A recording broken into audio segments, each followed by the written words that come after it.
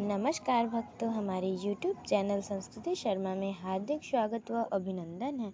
आप सभी को चैत्र नवरात्र की ढेर सारी शुभकामनाएं। आप सभी को 8वां दिन माँ महागौरी को समर्पित है। आज हम माँ महागौरी की कथा करेंगे।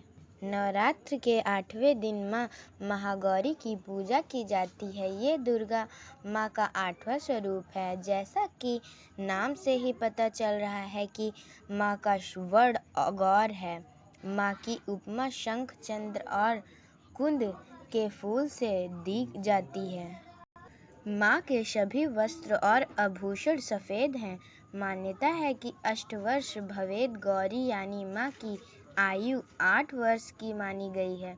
यही कारण है कि इन्हें श्वेतांबर धरा कहा गया है।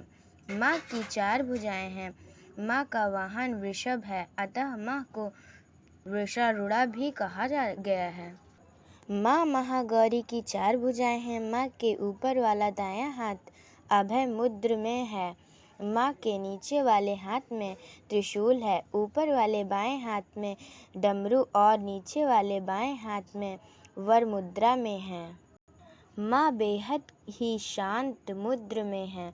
माँ भगवान शिव को पति रूप में प्राप्त करना चाहती थी, जिसके चलते इन्होंने बेहद कठोर तपस्या की थी।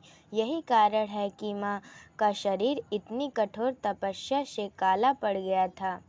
माँ ने अपने काले रंग को गौर वर्ण का करने के लिए तपस्या की। माँ की तपस्या से प्रसन्न होकर शिव जी ने उनके वर्ण को कांतिमय बना दिया, जिससे माँ का रूप फिर से गौरव हो गया। यही कारण है कि माँ के इस रूप को महागौरी कहा जाता है। माँ महागौरी अमोघ फलदायिनी है। माँ की पूजा करने से भक्तों को कल्मश घुल जाते हैं, साथ ही सभी पाप भी नष्ट हो जाते हैं। सच्चे मन और पूरी श्रद्धा से अगर महागौरी की पूजा अर्चना, उपासना, आराधना की जाए तो यह बेहद कल्याणकारी होता है। माँ की कृपा अपने भक्तों पर हमेशा ही बनी रहती है और इनकी कृपा से ही भक्तों को अलौकिक सिद्धियाँ भी प्राप्त होती हैं।